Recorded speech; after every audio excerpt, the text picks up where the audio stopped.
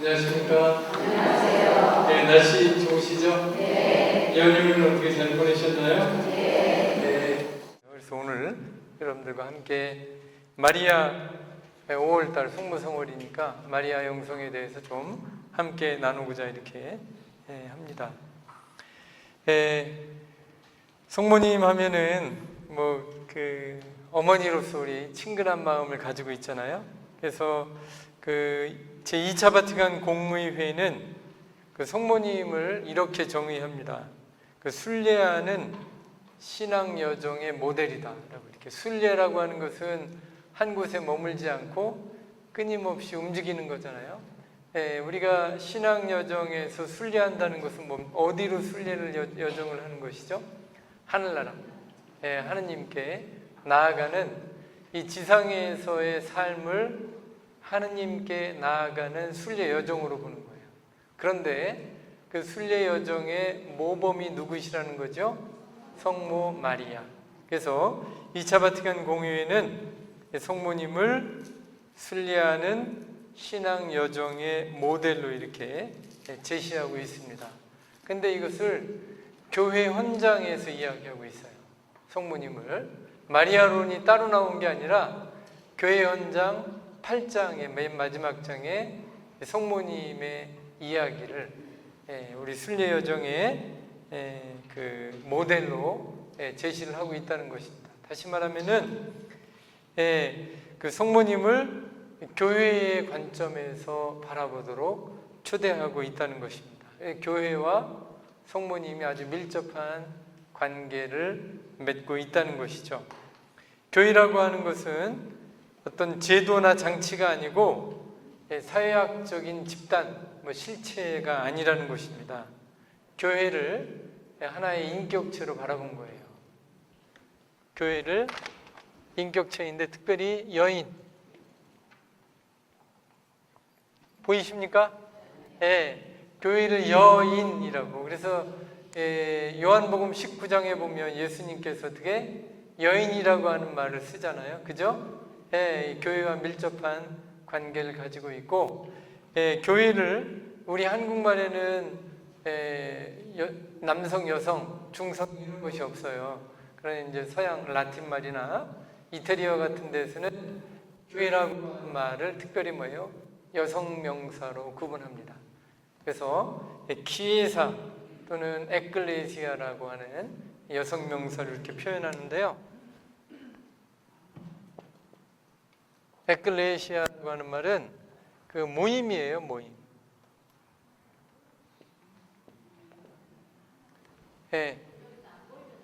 잘 안 보이세요? 아유, 큰일 났네. 어떡하죠? 다음에는 제가 파워포인트를 좀 이렇게 준비하겠습니다. 매직이 좀 현찮네요. 보입니까? 이제 이만하게 써야 되네요. 그래서 모임이라고 하는 의미예요. 에클레시아는 그냥 일반 모임이 아니에요. 개모임 이런 게 아니거든요. 그래서 우리 누가 초대해가지고 점심에 경치 좋은 호숫가 옆에 식당에 갔더니 남자가 저 혼자더라고요. 다 여성분들이더라고요. 대낮에 와서 이렇게 밥 먹을 수 있는 사람이 남자는 별로 없는 것 같아요. 그런 개 모임이 아니고 이 모임이라고 하는 것은 뭐예요? 하느님을 예수 그리스도를 주님으로 고백하는 사람들의 모임이다, 이런 의미입니다. 무슨 말씀인지 아시겠죠? 교회는 그래서 예수 그리스도를 주님으로 고백하고 하느님을 우리의 구원자로 받아들인 사람들의 모임, 이게 이제 교회라는 것이죠. 근데 교회는 여성으로 인식했다는 거예요. 특히 여성 중에서도 뭐예요? 어머니로 교회를 인식하고 있다는 것입니다. 교회는 인위적으로 만들 수 있는 것이 아닙니다. 그리고 이 교회라고 하는 말 안에 특별히 신앙인들의 공동체라고 하는 말이 있다고 이렇게 이야기를 했었는데요. 우리가 교회에 대해서 이야기할 때 특히 어머니라고 이야기하는 것은 뭐예요? 교회가 어머니와 같은 모습을 가지고 있기 때문에 본질적으로 어머니와 비슷한 모양을 가지고 있다는 것입니다. 어머니라고 하는 말은 누구에게 씁니까? 대개 아이를 낳은 사람들은 어머니라고 하잖아요. 그죠? 수녀님한테 어머니라고 안 하잖아요. 아이를 낳아보지 않았기 때문에. 교회도 마찬가지로 어머니처럼 교회 안에서 뭐예요? 세례받는 자녀들, 세례받는 자녀들을 낳기 때문에 이 교회를 특별히 어머니라고 이야기한다는 것입니다. 그래서 교회가 어머니인 것처럼 우리도 어머니와 같은 모습을 가지고 신앙생활을 해야 된다는 것이죠. 그리고 또한 이 교회는 건물이 교회가 아니에요. 교회는 건물을 이야기하지 않습니다. 아까 뭐라고 그랬죠? 신앙인들의 모임이라고 했는데, 그러니까 어떻게 여러분들도 뭐예요? 교회예요. 교회. 그래서 우리도 교회가 되어야 한다는 겁니다. 교회의 마음을 가지고 또 어머니와 같은 마음으로 교회가 되어야 한다는 것을 기억하면 좋을 것 같습니다. 우리가 어떤 마음으로 될 때 교회가 될 수 있을까요? 바로 성모님과 같은 마음을 가질 때 우리는 가장 아름다운 교회가 될 수 있다는 것입니다. 교회는 만들어진 것이 아니라 태어났다고 이야기를 합니다. 교회는 태어났다. 어떻게 태어났을까요? 바로 성모님의 피앗, 그대로 내게 이루어지소서라고 말하는 그 순간 교회가 잉태되었다고 이야기를 합니다. 라틴 말로 피앗인데요,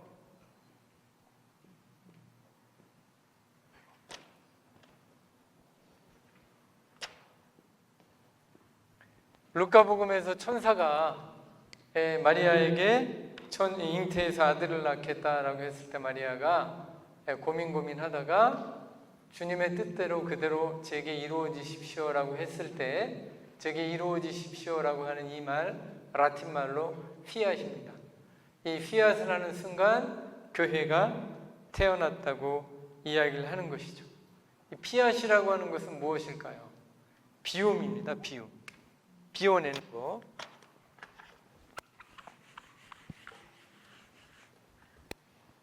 비움. 자기를 다 비워내는 것.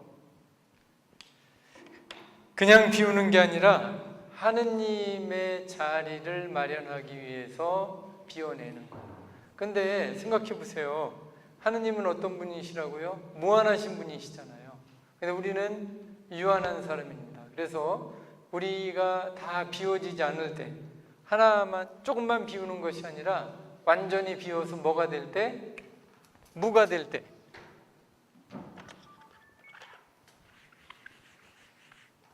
무. 이게 뭐죠? 아무것도 아닌 거예요.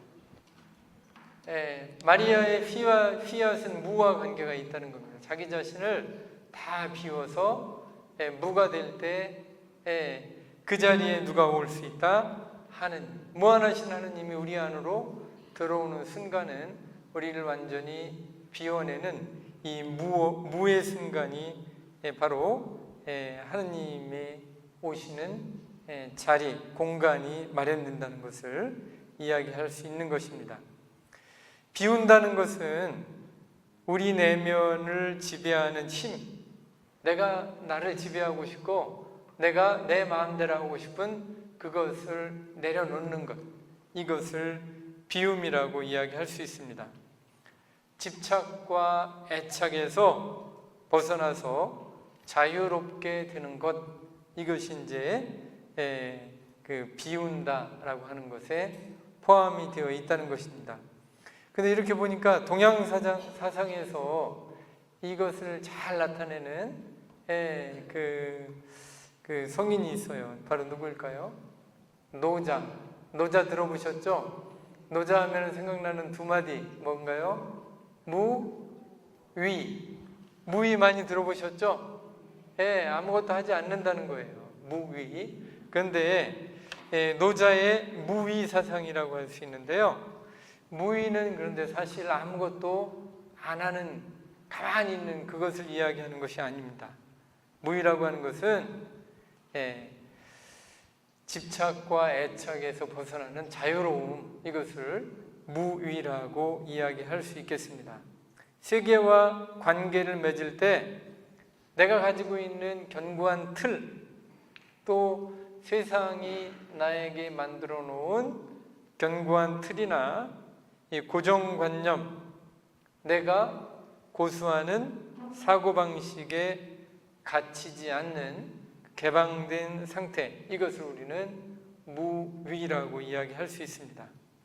신념과 이념, 가치관까지도 뛰어넘는 자유로움, 이것을 노자는 무위라고 이야기하는 것이죠. 노자에 따르면 마음을 비우고 되지 않는 일이 없다라고 이야기합니다. 마음을 비워내면 안 되는 일이 없다. 뭔가 좀 비슷해요. 루카복음에 보면 마리아가 고민하고 있을 때 천사가 뭐라고 이야기하죠? 하느님께는 뭐가 없다? 불가능함이 없다. 그러니까 다 내 마음을 내어놓고 비워놓으면 그 자리에 뭐예요? 무한하신 하느님이 들어가실 수 있다라고 하는 말로 받아들일 수 있겠습니다. 그래서 이렇게 어떻게 보면 성모님의 피아시라고 하는 것, 이 말을 성모님의 언어로 하면 뭐예요? 아멘. 맨날 아멘 하잖아요. 똑같은 말이. 아멘이 뭡니까? 하느님의 뜻이 그대로 제게 이루어지소서라고 하는 말인데, 이 성모님의 아멘, 피앗은 무위입니다. 다시 말하면 마음을 비워 그 안에 무한하신 하느님의 뜻을 세우는 것이라고 이야기할 수 있겠습니다. 하느님의 뜻에 온전히 자기 자신을 비우고 내어 맡긴 상태를 이야기하는 것이죠. 마음을 비우면 주님의 뜻에 모든 것을 맡기면 못할 일이 없다는 말과 같습니다. 바로 내가 주도권을 가지고 뭔가 이루어내겠다라고 하는 욕망을, 욕심을 내려놓는 거예요. 하느님께서 해주십시오라고 하느님께 내어 맡기는 것, 이것이 무위라고 이야기할 수 있겠습니다. 나의 모든 자유와 기억과 지력, 또 나의 의지를 주님께 돌려드리는 것, 이것이 뭐예요? 바로 성모님의 피아시고 아멘이다라고 하는 거. 이것은 단순한 비움과 맡김을 뛰어넘는 것입니다. 그 모든 것이 가능하게 하는 그 행위라고 할 수 있겠습니다. 그래서 그런데 오늘날 우리는 어떤 시대에 살고 있나요? 오늘날 혼란스러운 시대에 살고 있습니다. 특히 신앙이 잘 받아들여지지 않는 시대에 살고 있습니다. 특히 젊은 사람들이 성당에 나가는 일이 점점 어떻게 줄어들고 있고 희귀종으로 이렇게 비춰지는 시대에 살고 있는 것 같아요. 그래서 제가 이태리에 있을 때 좀 봤어요. 그러니까 제가 그 꼬마들, 특히 초정성체 반 아이들을 이렇게 데리고 좀 있었는데, 같이 동반하고 있었는데, 초정성체가 딱 끝나고 걔는 복사도 했어요. 제가 복사 대장이었거든요. 얼마나 이쁜지. 이태리 애들은 꼬마 때 굉장히 예뻐요. 남자애들도 인형 같아요. 조각미나 애들이 그렇게 예쁜데, 이놈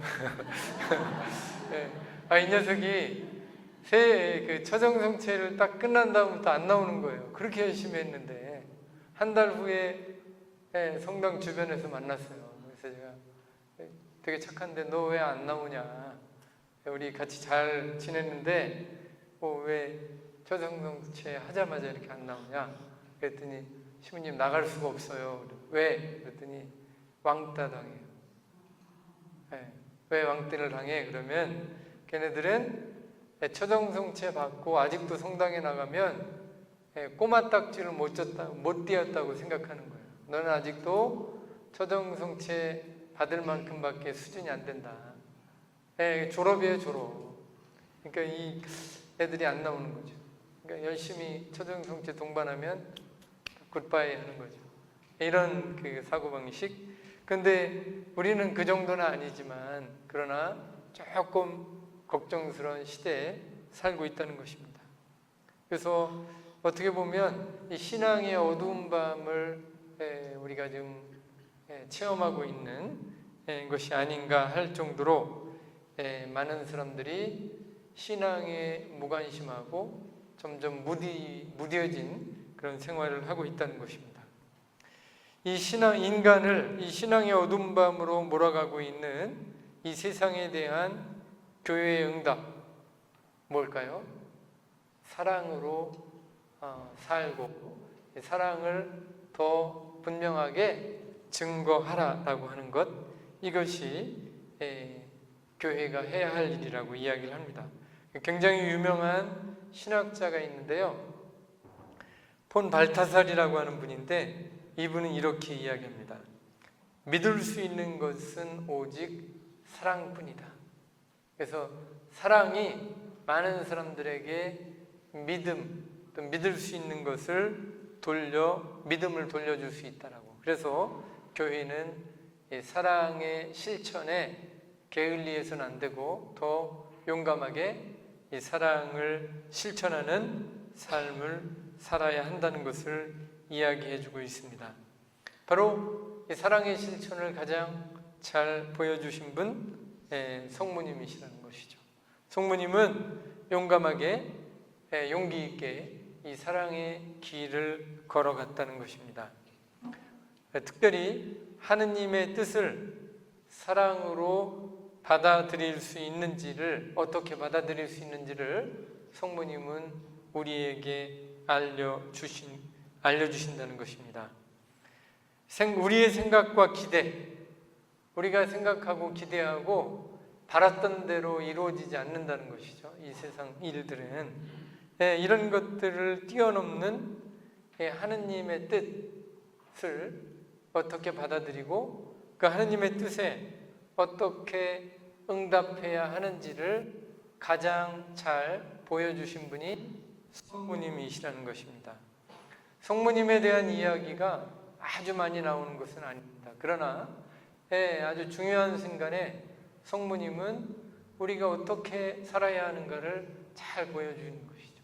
특별히 루카복음에서 예수님을 잉태하는 그 순간뿐만 아니라 요한복음에서 카나의 기적에서 성모님이 예수님께 대한 온전한 신리와 믿음, 그것을 통해서 하느님이 당신의 때를 어떻게 바꿀 수 있는가를 또 우리에게 보여주셨다는 것이죠. 성모님은 그 모든 것을 사랑 안에서 또 사랑으로 어떻게 할 수 있는가를 우리에게 보여주셨다는 것입니다.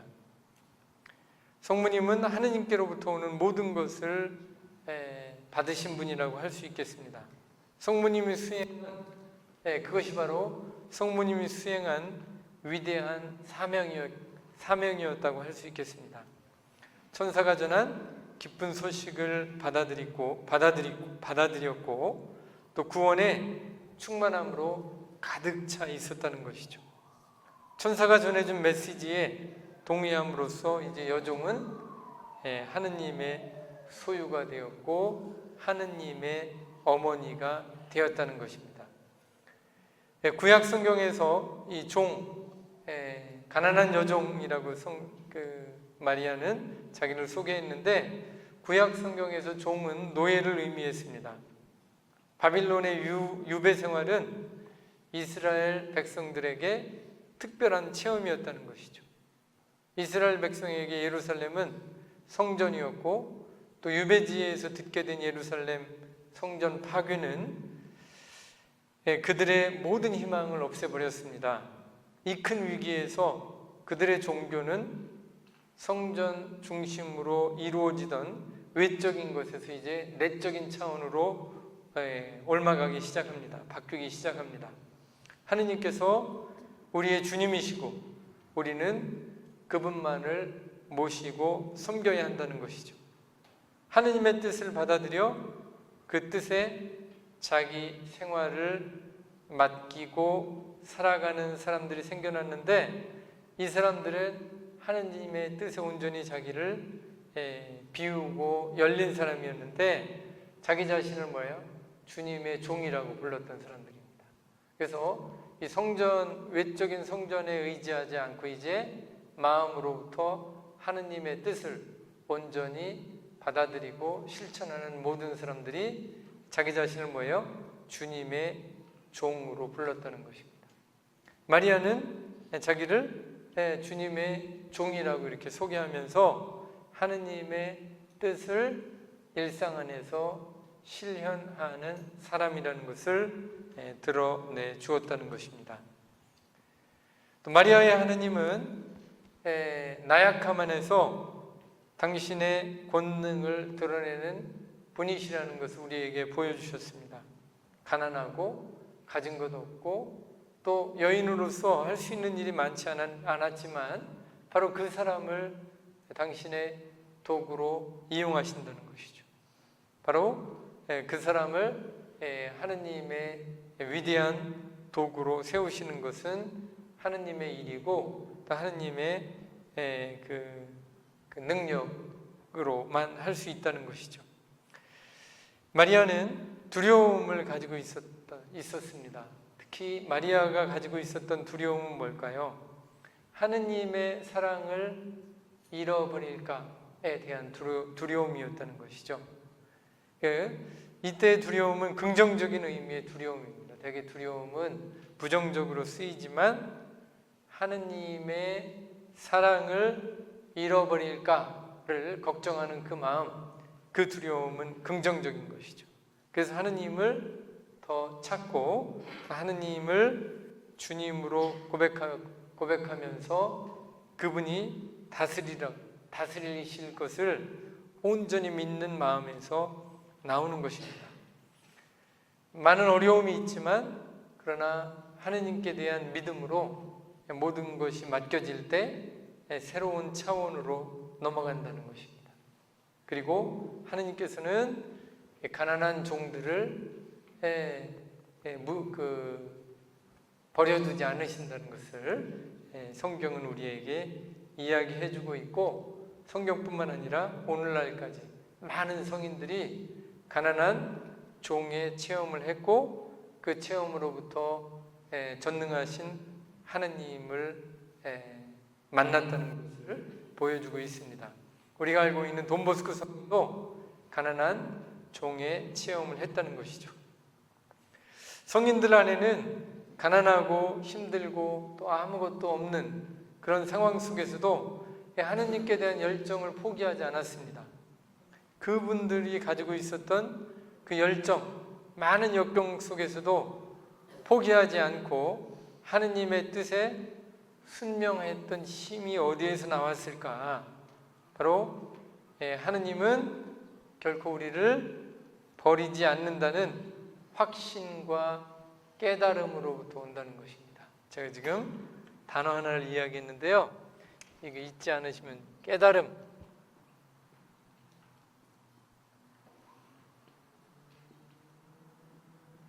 오늘 이 단어 꼭 기억해 주시면 좋겠습니다. 깨달음에서부터 왔다는 것이죠. 이 깨달음은 우리에게 어렵지만 그럼에도 불구하고 삶의 의미와 기쁨과 희망, 행복감을 전해줄 수 있다는 것입니다. 저도요, 이제 이런저런 일이 있을 때 어떤 깨달음을 얻게 되면 세상 모든 것들이 다 하찮아지는 거예요. 너무나 행복하고. 그런 기억들이 있으신가요? 그거 너무나 중요한 겁니다. 이 깨달음, 특히 하나님과의 관계 안에서는 이 깨달음, 있잖아요. 그거였구나. 이 깨달음이 있어야 되는 거예요. 이 사람의 몸에서는 음식으로 섭취가 안 되고 약으로 만들거나 화학적으로도 합성하지 못하는 물질이 있는데 호르몬이 이제 그거 대표적인 거예요. 호르몬. 여러분들 호르몬 중에 그 질병도 예방하고 암도 예방하는 호르몬 뭐라고 그러죠? 엔돌핀. 엔돌핀 많이 들어보셨죠? 엔돌핀 기쁨의 호르몬이라고 하잖아요. 기쁨의 호르몬. 그래서 웃으면은 호르몬이 많이 나오니까 하루에 몇 번씩 웃으라는 이야기 많이 들어보셨죠? 예. 그런데 최근에요, 엔돌핀보다 그 효과가 4,000배나 강한 호르몬이 하나 발견됐는데, 그 호르몬의 이름이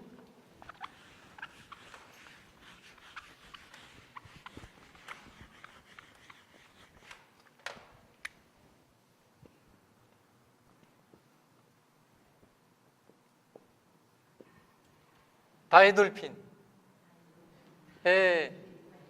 이 다이돌핀이라고 하는 호르몬이 발견되었다고 이야기합니다. 그런데 엔돌핀의 효과 4,000배라고 하니까 얼마나 강력하겠어요? 이것만 있으면 안 죽을 것 같아요. 그런데 이 호르몬이 언제 우리 몸에 생성되는가를 연구했더니, 감동받았을 때, 그리고 아까 이야기했던 뭐예요? 깨달음을 얻었을 때. 라고. 진짜 깨달음을 얻으면 어떻게? 지금 죽어도 여한이 없는 거예요. 그러니까 논언가 어디에 나오잖아요. 조문도 석사가이. 아침에 도를 들으면 저녁에 죽어도 좋다. 이런 말 있잖아요. 아무것도 부럽지 않은 겁니다. 이 깨달음. 이 깨달음이 우리 몸에 다이돌핀이라고 하는 호르몬을 생성한다는 거예요. 그런데 가만히 생각해 보니까 이거 맞는 것 같아요. 왜냐하면 누가 많이 깨달음을 얻겠습니까? 맞아요. 그 성직자들이 또 하느님의 말씀에 깊이 몰입해서 살아가는 사람들이 깨달음을 많이 얻는다는 거예요. 정말 그런 것 같습니다. 저도 이렇게 가만히 보니까, 제가 얼마 전에 전기 하나를 읽었어요. 1100년대에 살다 돌아가신 성녀입니다. 힐데가르데 들어보셨죠? 힐데가르데 성녀가 89세에 돌아가셨어요. 81세에 돌아가셨습니다. 그 당시에 평균 연령은 50을 넘지 못했어요. 1.5배를 사신 거예요. 근데 수도승들이 대개 일반 사람들보다 1.5배를 살았습니다. 더 많이. 우리 돈보스코 성인도 70세가 넘어가서 이렇게 돌아가셨는데요. 이분들의 특징들을 보면 되게 뭐예요? 말씀 안에서 깊이 하느님을 체험하고 깨달음을 자기 삶의 양식으로 삼아 살아갔던 사람이라는 것입니다. 그러니까 어떻게 이 말이 이해가 돼요? 안 돼요? 됩니다. 됩니다.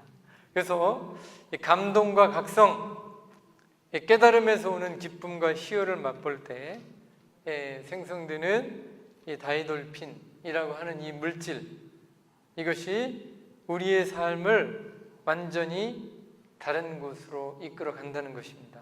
깨달음을 얻을 때 힘들어도 기쁘고 행복하고, 가진 것이 없어도 가난해도 어떻게 당당하고 자유롭게 해준다는 것입니다. 바로 매일매일 전면적이고 깊은 성찰의 삶, 특히 하느님의 말씀 안에서 오는 깊은 성찰의 삶을 살게 될 때 사람마다 어떻게 크기가 다르겠죠. 그 정도가 다르겠지만, 그럼에도 불구하고 크고 작은 깨달음을 통해서 또 각성을 얻으면서 우리는 어떻게 진짜 기쁨이 무엇인지, 참 행복이 무엇인지를 깨닫게 되고, 거기에서 뭐예요? 뭘 받습니까?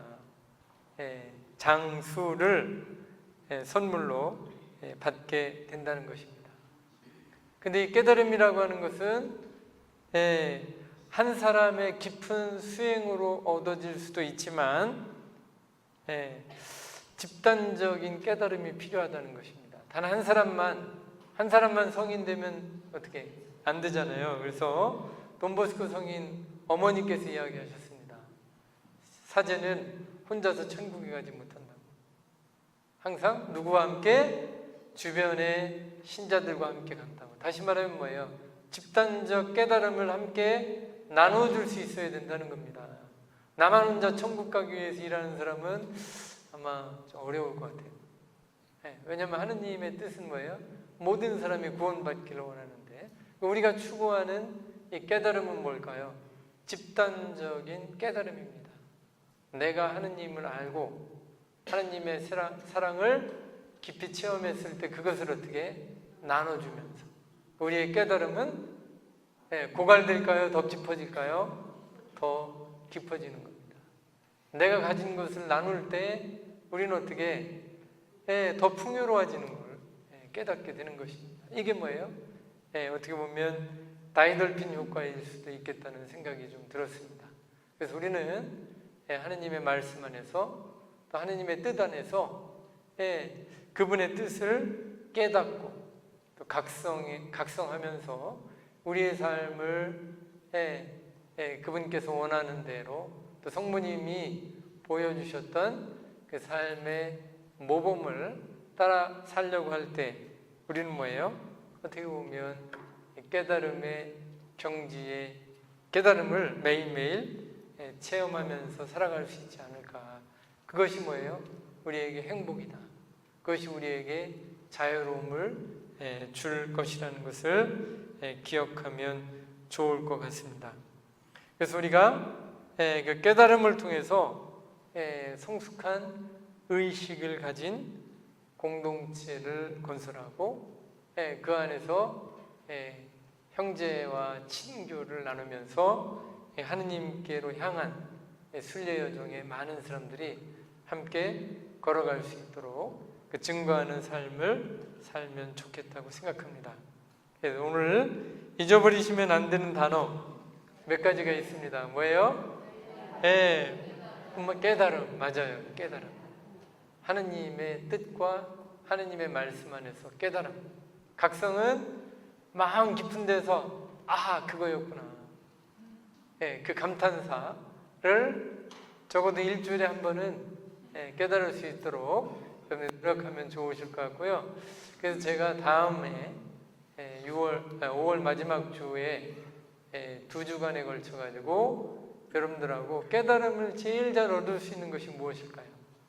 하느님의 말씀을 깊이 묵상하는 것인데 2주에 걸쳐서 렉지오 디비나를 좀 이렇게 여러분들에게 짧은 시간이지만 알려드리도록 하겠습니다. 마지막 주에 렉지오 디비나가 무언가를 좀 설명해드리고 그 다음 주에 실습 좀 하도록 하겠습니다. 그래서 주변에 혹시 렉지오 디비나에 관심이 있으신 분들을 좀 초대하셔가지고 오시면 좋을 것 같아요. 여기 엘리베이터에 써 있죠? 마지막 그날 잊지 마시고 그 주간에 좀 주변에 계신 분들 렉지오 디비나, 다이돌핀 깨달음 이거 기억하시고 사람들 좀 이렇게 초대해서 많이 함께 오시면 좋을 것 같습니다. 영광이 성부와 성자와 성령께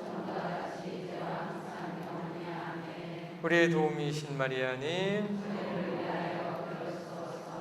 성부와 성자와 성령의 이름으로 아멘. 감사합니다.